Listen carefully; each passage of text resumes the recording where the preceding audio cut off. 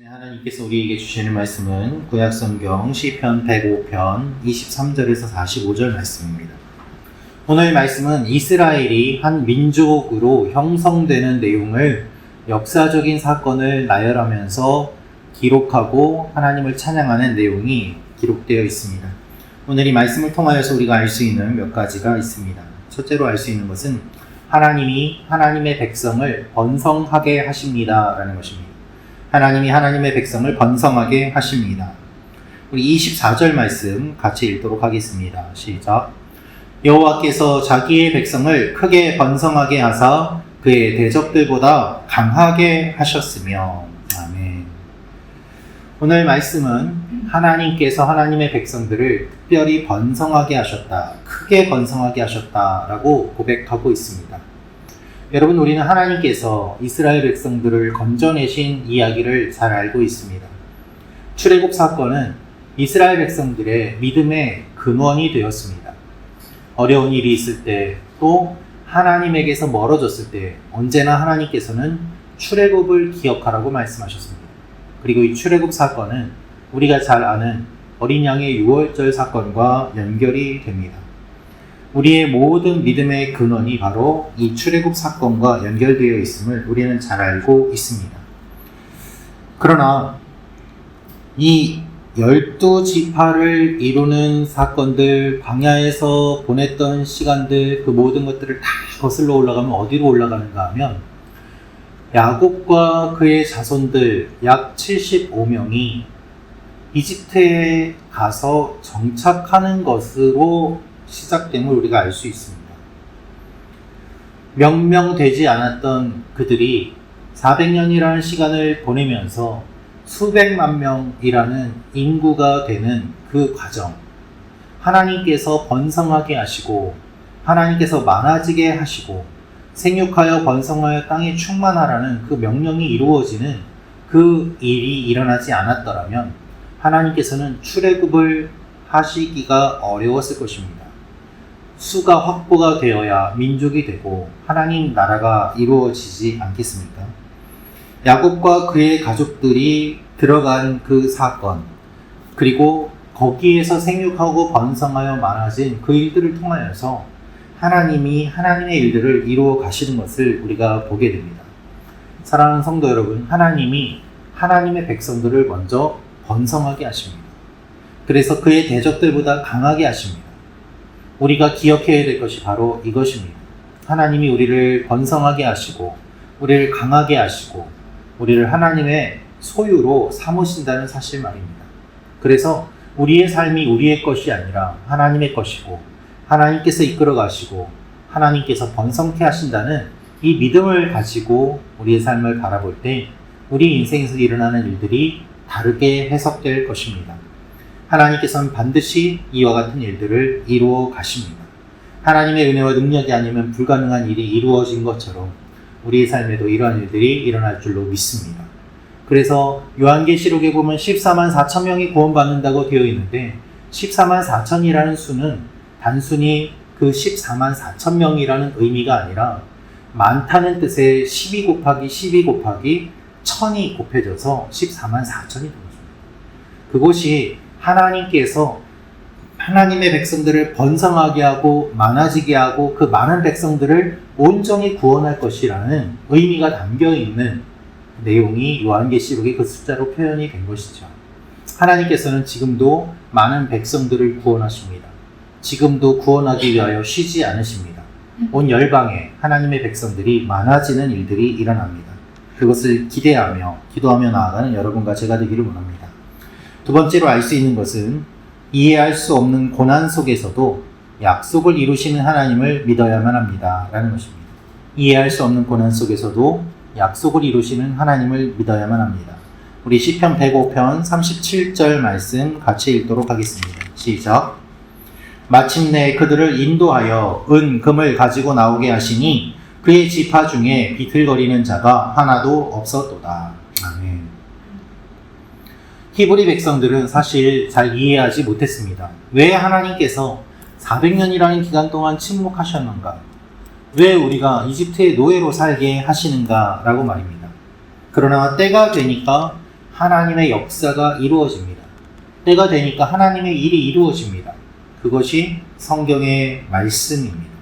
모세가 태어나게 하시고 이집트의 왕자로 자라게 하시고 그것을 통하여서 하나님의 백성들을 이끌어 나갈 준비를 하나님이 다 이루어 가십니다.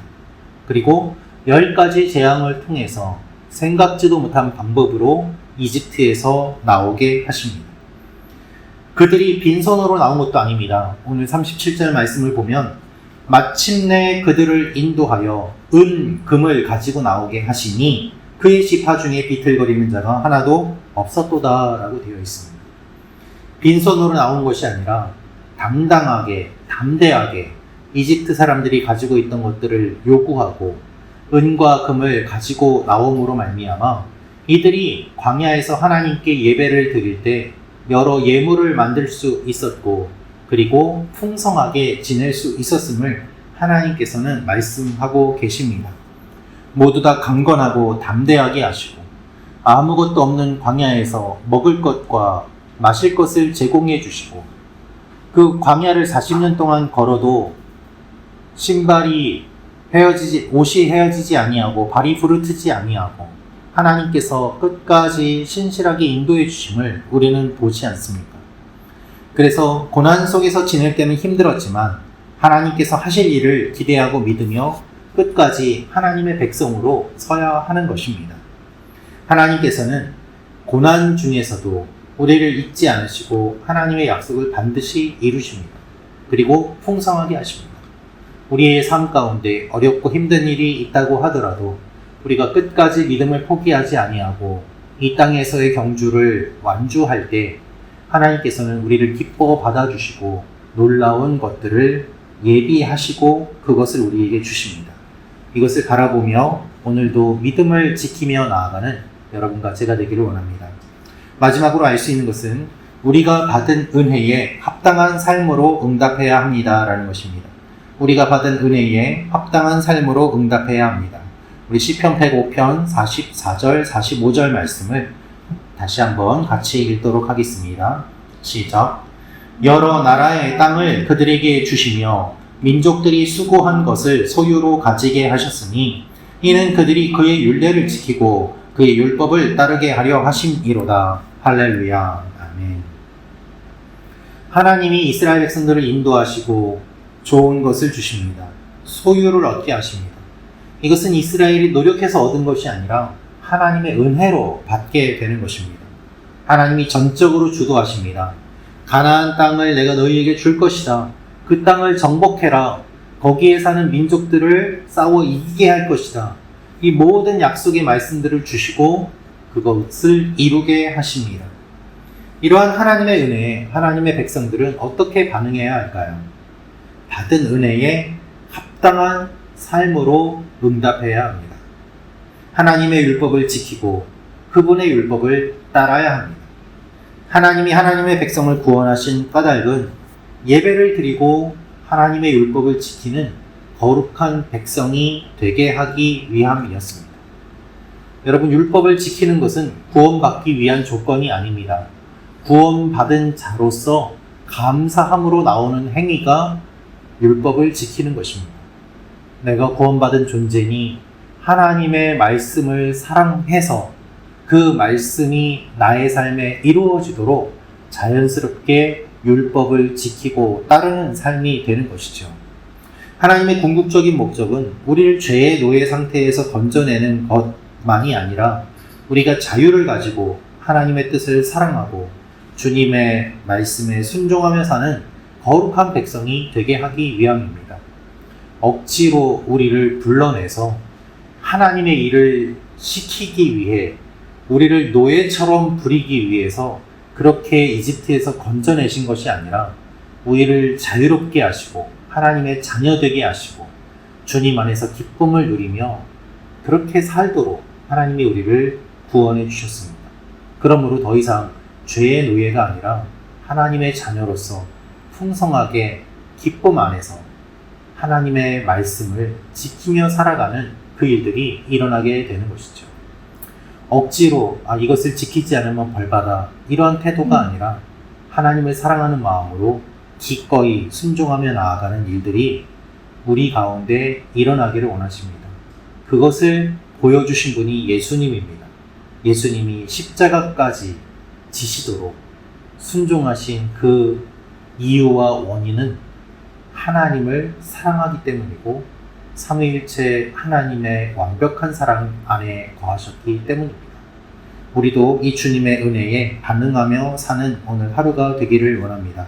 주님이 우리를 기다리십니다. 때로는 넘어지고 어렵더라도 하나님의 말씀 안에서 자유를 누리며 주님의 말씀을 우리가 경험하며 살아가는 오늘 하루가 되기를 주님의 이름으로 축원합니다. 기도하겠습니다.